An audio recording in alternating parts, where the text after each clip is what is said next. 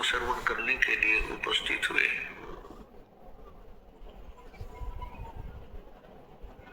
धन भाग है आप और धन है आपके माता पिता जिनसे जन्म हुआ। ये इस मनुष्य जीवन का वो सबसे उत्तम समय है कि हम इस मनुष्य जीवन के लक्ष्य को पूरा कर सकते हैं। और पुण्यात्मा, आज का जो समागम, ये 3 दिन का समागम था जो आज संपन्न होने जा रहा है, ये एक विशेष उपलक्ष्य है इसका। वैसे तो सत्संग सभी श्रेष्ठ होते हैं, लेकिन कुछ ऐसे अवसर होते हैं जो जीवन में युगों पर्यंत ही उपलब्ध होते हैं। परमात्मा ने कहा है कि माता पिता मिल जाएंगे, माता पिता मिल जाएंगे, 184 माँ सतगुरु सेवा और बंदगी भाई फिर मिलन की ना।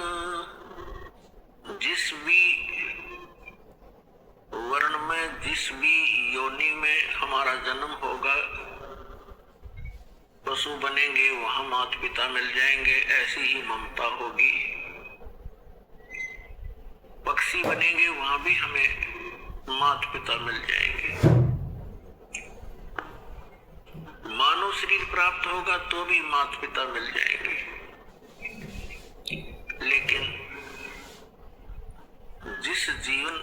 जिस मानव शरीर में परमात्मा मिल सकता है, तो वो परमात्मा मानव शरीर में ही प्राप्त हो सकता है। उसके लिए बताया है कि अन्य प्राणियों के शरीरों में माता पिता तो आपको जोके तो मिल जाएंगे, लेकिन आपने तो भक्ति कर सकते हैं और सतगुरु की सेवा नहीं मिल सकती।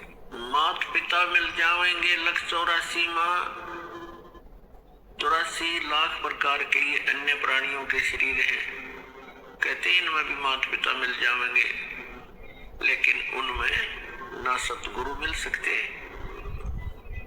और ना ये भक्ति मिल सकती। तो पुण्यात्माओं, आज आपको मानव शरीर प्राप्त है और सतगुरु भी प्राप्त है, क्योंकि आप जी बालक हो। बच्चे को पता नहीं होता कि तुम जो स्टडी कर रहे हो, जैसे तो वो बच्चे यही लेकर चलते हैं कि हम इंजीनियर बनेंगे, डॉक्टर बनेंगे।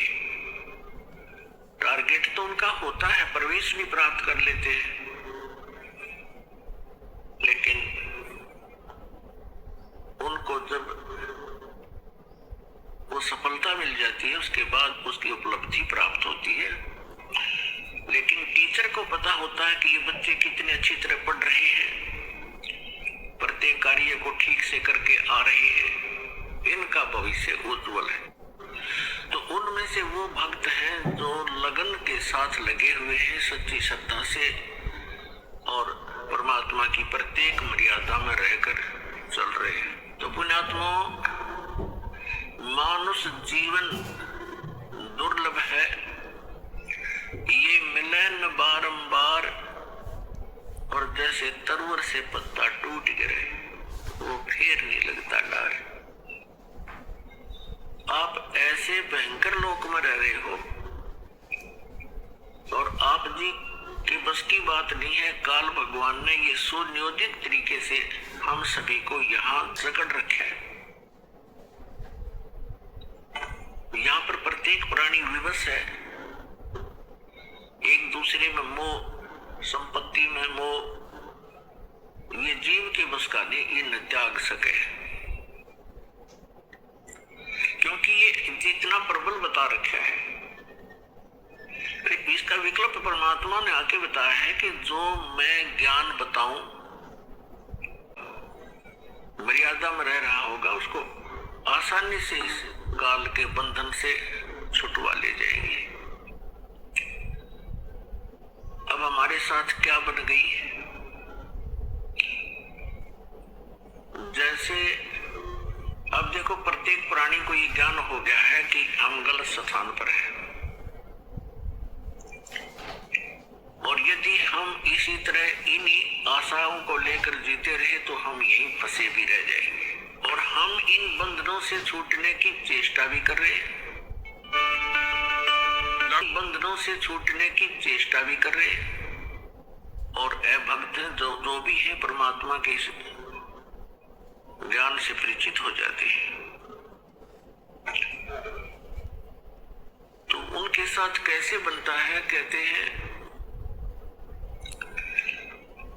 जैसे ये बंदर पकड़ने वाले क्या करते हैं, इस काल भगवान ने हमारे साथ ऐसे कर रखा है। ये बंदर पकड़ने वाले क्या करते हैं, एक ऐसा एक बर्तन रखते हैं स्टील का जैसा भी, जिसका ऊपर से मुंह बहुत तंग होता है, जैसे सुराही सी होती है, और उनको मिट्टी में गाड़ देता है जमीन में, और उनके आसपास कुछ रोटी के टुकड़े या दाने कनक बिखेर देता है, चने, और ऐसे छोटे छोटे कई गाड़ देता है वो पात्र सुराही सी लोहे की, और उनके अंदर अच्छे गेहूं चने ज्यादा डाल देता है। अब बंदर आते हैं उन बाहर के दानों को देखकर उनको खाने लगते हैं, फिर झांक कर देखते हैं। वो क्या देखते हैं कि उस सुराही के अंदर बहुत ज्यादा, उस जार के अंदर बहुत ज्यादा चने पड़े हैं। वो उसमें हाथ घुसोड़ कर और मुट्ठी भर लेता है, और मुट्ठी भर कर फिर वो भागने की सोचता है कि नहीं अच्छा माल मिल गया, भाग लो। अब वो मुट्ठी भरने के बाद वो मुट्ठी अड़ जाती है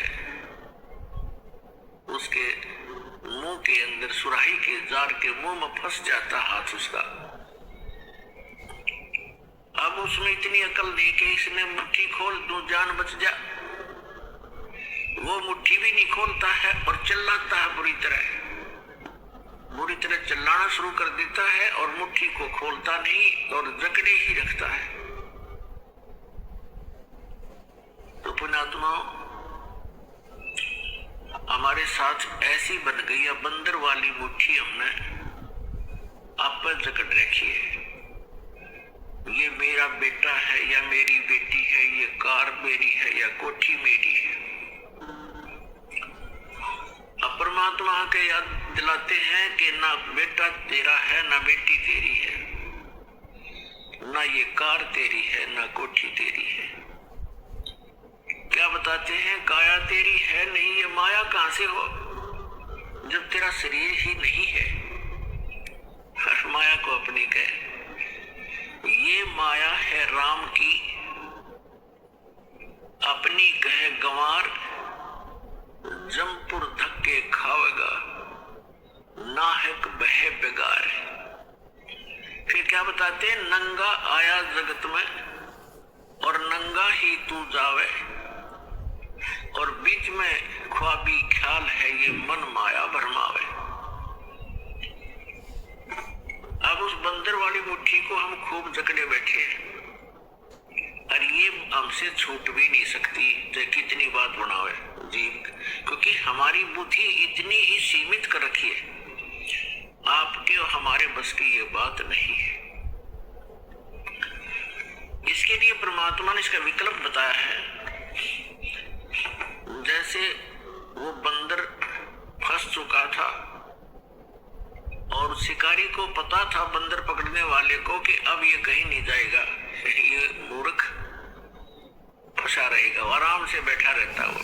और दूसरी स्थानों पर उसने कई जगह पर ऐसा कर रखा होता है, जाल फैला रखा होता है। तो उसी समय एक व्यक्ति आया, उसने देखा कि एक बंदर ये फंस गया। मूर्ख बोला, हाथ मुट्ठी छोड़ता नहीं, मुट्ठी खोलेगा नहीं तो किसी प्रकार भी नहीं निकला, और मुट्ठी छुड़वाने की चेष्टा करे, मन माने बुड़का भर ले, काट ले मुंह ते। तो हमारी ऐसी दशा होगी, किसी को नो समझावे कि ये जिस संपत्ति और संतान को तू अपना मानने बैठा है, भगत ये तेरी नहीं है, इसके साथ साथ तू परमात्मा को याद कर। तो हमने खूब देखा है, हम ऐसे सछान में जन्मे थे, वो क्या कहा करते कि भगवान के खान में देगा, अपना करके खाना होता है, भगवान के ले जाए।